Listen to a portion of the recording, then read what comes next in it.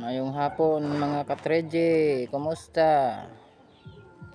So nasayod ta nga nagsige patag content hangtod karon. So, taga-adlaw nag-content mga katreje. Og ako po ro nag-content pod. Pero do na tay gamay nga problema kung nagsige na tag content unya.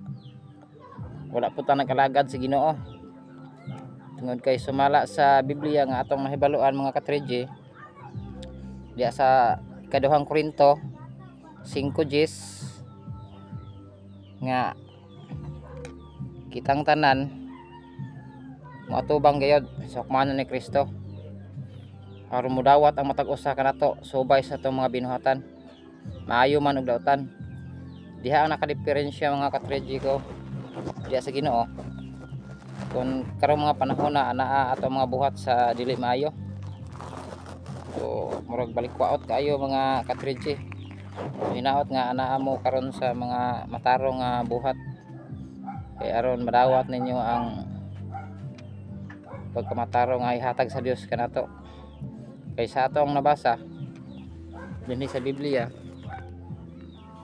nga modawat ang matag usa kanato sigon sa atong mga buhat.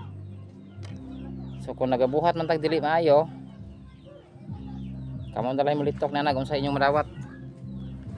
Pero ang nagabuhat sa pagkamatarong, madawat niya ang ganti sa Dios nga maong kinabuhi nga walay katapusan. Bisan pang nag-alagad kita karon, ayaw mo pagsalig na ng mga pag-alagad ninyo nga huyang lang. Kinahanglan ang pag-alagad nato lig-on diha sa Ginoo. Dunay nag-alagad mga katreje nga may lang siya mo simba. May lang siya mo wali. Pero pagabot silang balay puro panungo ang baba. Mo kanay lisod. Santiago 3:3 nagaingon ang aton dila maoy usa ka pamaagi nga kita malaglag mga katreje. Gamay lang kining pisa sa atong baba nga mao ang dila pero makapangandak kinig bisag unsa. So muna itong bantayan. Unang pambuhaton ang pagkamatarong, ang paghigugma sa atong isig katao, ang paghigugma sa Dios.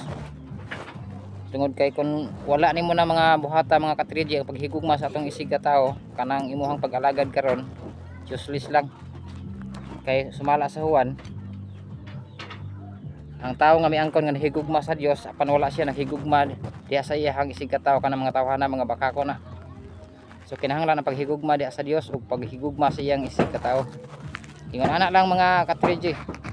Kinahanglan nga lig-on ka mo diha sa pagkalagad. Kay ang pagsulay mga katreje anaa kanunay. Hayagig padala sa mga pagsulay. Simba jud bisag unsay mahitabo sa ato ang lawas. Tungod kay ang atong lawas material lang maluyahon kini mga katreje. Ayaw mo padala ana. Pag-amping mga katreje o hinaot nga ana mo sa maayong lawas karon. Ingat, good luck sa inyong tanan, God bless you.